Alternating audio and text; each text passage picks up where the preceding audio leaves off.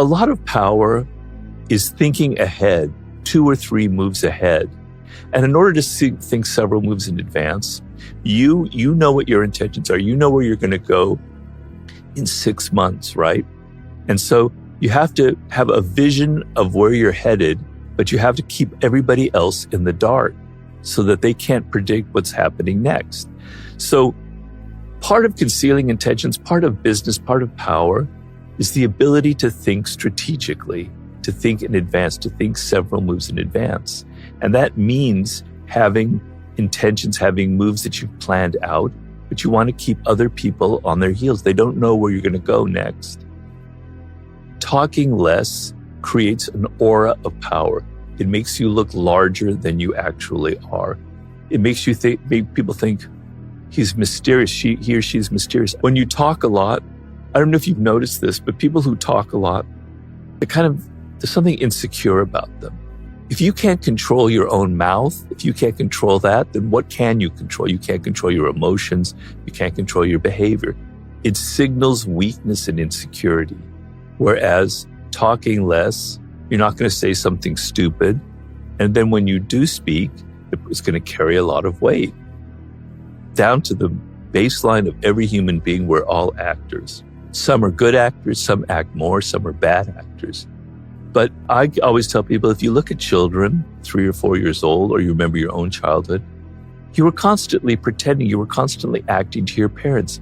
You would act like an angel to get something that you wanted. You'd act all sweet and innocent because you wanted some candy, you wanted some game. Being an actor is part of human nature. It's deeply, deeply ingrained in all of us because we're a social animal. If you went around just speaking everything that you thought, you would offend everyone around you, right? If you told somebody that their clothes are ugly, that they look fat, that their ideas are stupid, they're going to hate you. You're not going to get very far in life. So you learn at an early age to control what you say, to control who you are, to control what you do. And that's how we all are. We're different in front of our father than we are with our friends, right? So get over this notion that we can all just hang out and just be who we are. You're never being who you are. You're always acting to some degree. People rise to power. They become a CEO, they become a leader, they become a president or whatever, based on certain qualities that they have, a strength. It could be aggression. It could be being a people pleaser, being just very empathetic. It could be having a populist touch. It could be good with words, an orator. That's their strength. They use that and they get a lot of power because they're good at it. They don't have to think about it. It's almost natural to them. They get to a position of power and now the world is changing. Your rivals are changing. The business world is changing. And you're still holding on to that one quality that brought you to the top. You're still thinking that my aggression or that my being popular and pleasing everybody or my speaking well, and you keep holding on to that and the world has passed you by and you're weak. And Machiavelli said, if I could create the monster, the Frankenstein of a leader in business or politics, whatever, it would be somebody who could change with the times, who they rose to power based on a strength. They see that it's not quite the right quality and they adapt and they move with the times. He compared it to a river, right? And you're kind of moving like the water, you're flowing with this river, and that's power. But being rigid and having a form and having a strategy that you always rely on and having a personality that you always exude to the world and perform as is weak because you can't adapt. I mean, think of your business in the last 3 years. Can you begin to imagine all the incredible shifts that have occurred in just that time? And so in order to gain people's attention, people get very bored, right? They get very bored very quickly if you're always the same, if you always have one note. They're like children who've been continually stimulated with all kinds of new and exciting new toys, right? And you're vying for their attention, okay?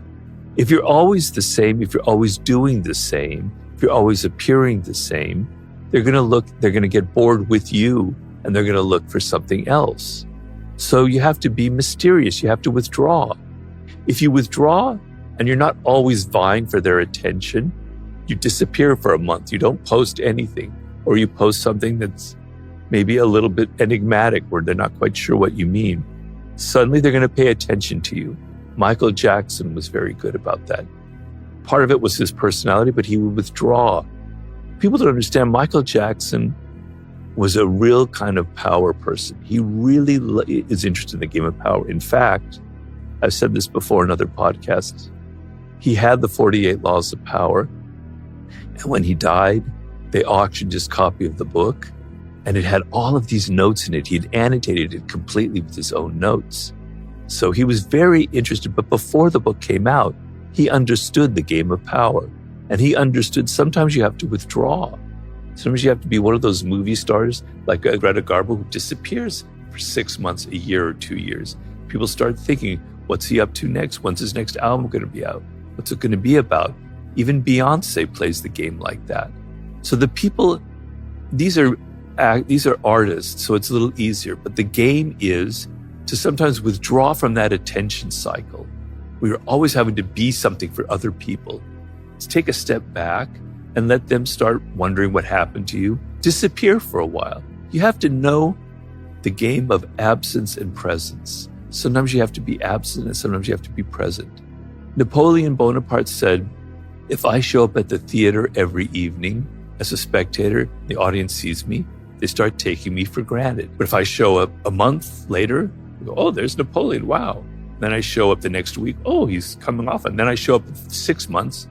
They don't know when I'm going to show up next. So they're always having to think about him. So that's sort of the game a little bit, knowing how to, this dynamic between absence and presence. So there are times when you need to apologize, and the apology has to be sincere, and it has to be not the usual thing where I don't know what came over me, that's not who I am, that just happened once. No, you acknowledge that you made a mistake, right? That you did something wrong, and you show genuine contrition. And then, a lot of people who were canceled 6 years ago, that's when they were contacting me, or 8 years ago. And I said, show that you're contrition, understand why people reacted against you, give it a little bit of time, and then come back with more or less the same image, but, understanding there are kind of guardrails here. You have to understand that the person above you has an ego and has probably a bigger ego than you do, obviously, because they're powerful. But with an ego comes insecurities, okay? So you must be aware that the person above you has insecurities and probably has more than you do, because they're constantly worried. Do people still like me? Am I still doing as well? Am I as popular as I was a year ago? Am I getting as much attention as I deserve? Am I doing a good job? He or she is very insecure. They're thinking about these things all of the time. So what happens is, if you try too eagerly to impress them and you do such a good job on some project or something, and then all the attention accrues to you for doing that, then you're going to trigger their insecurities. Wow, this person's getting the attention and not me. Maybe they're after my job. Maybe they're more popular than I am. They're not going to consciously think this because they don't want to admit that they're insecure. But unconsciously, they're worried about you. They're thinking things that maybe you're a threat, right? And slowly they're going to build up kind of resentment towards you. And what will happen is you'll probably be fired or you'll be demoted. So if you work hard on a project for somebody else from somebody higher up in your group, and you do a great job, you need to tone it down a little bit. Don't take so much credit. Let them bask a little bit in the glory. Let them have the attention. Yes, they're the genius behind the project. I was just executing their desires.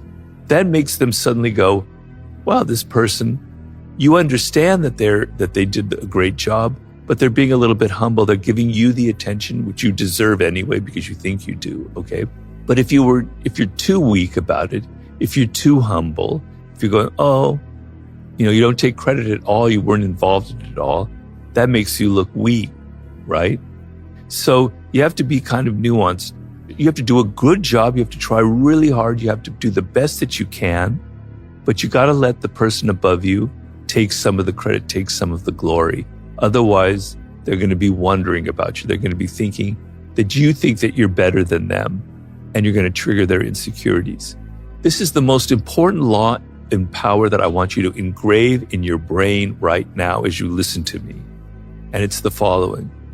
Everybody has insecurities and has an ego. And the worst thing you can do for your boss, for your colleagues, for the people underneath you, is to violate their ego, to make them feel insecure.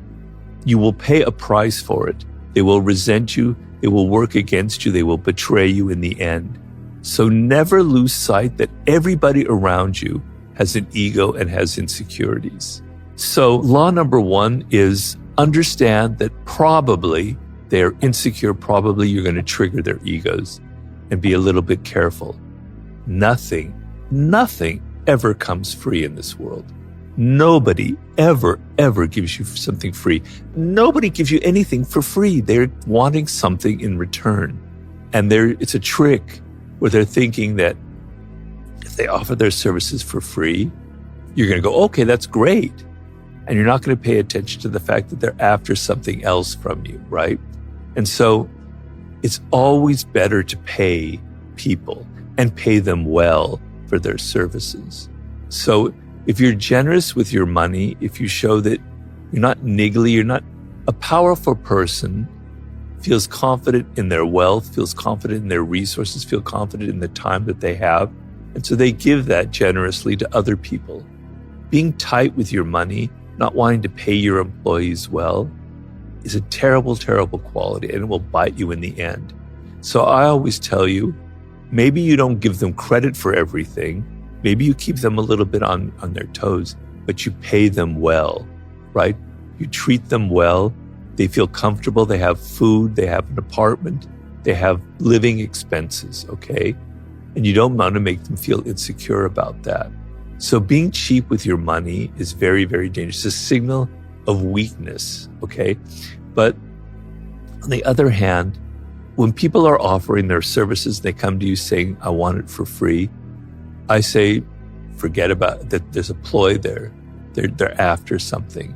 But if somebody comes to you and says, Robert, I really want to work for you. I think I could be a really great researcher, and this is what I'm worth. And then you see that they have some experience and you try them out and you pay them. That's going to be a good relationship moving forward. The single most important skill to master is to be more focused outwardly. So a problem that you have is you're always inside yourself. You're always thinking about your needs, your emotions, your problems, things that have happened to you. Do people like me? Am I getting enough attention? That's a deadly, deadly attitude to have in business or in any venture in life. On the world, on the trends, on what other people are thinking, you have to become a master observer of the social game, being able to read other people's psychology, being able to read and understand the trends that are going on in the world, where the world is going in 5 years. So get outside of all your emotions and your feelings and, oh, I'm not getting this. Oh, I'm such a victim. Oh, people don't like me. And be laser focused on other people, what they need, what they're thinking, what they're feeling. That's like a killer skill that you need to develop. You need to think of your 20s, which is by far the best years of your life. Let's get that straight first of all. It was the best years of my life, right? It's the most exciting. You know, you're young, you look good, you got energy, you dress well probably, I hope. The thing that you want from your 20s is you want an apprenticeship, right? You want to learn. You want learning skills. You want to learn skills, solid skills, so that by the time you turn 30, which is the critical turning point in your life, I said the 20s are your most fun. The 30s are the key part of your life, which is my key part, the late 30s. When you're 30, you want to I had fun. I had adventures. I traveled. I dated. I did everything I wanted, but I also learned things. I learned A, B, and C skills. You don't have to learn just one skill. You can learn 3 skills, 3 things that you master, that you spent 7 years going into deeply. But if you wasted your 20s, if you just had fun, you just did whatever you wanted to. By the time you hit 30, nothing will stick together. Nothing will cohere. You've been stretched too thin. But if you're linear, laser focused, I'm just going to go to Goldman Sachs. I'm going to get a job. I'm going to get paid $150,000 a year. You're not spreading yourself out. You're not learning enough skills. You're not developing yourself inwardly. Learning a skill is a skill, but learning is a skill. And in order to learn, you have to be able to put up with boredom, frustration, and tedium.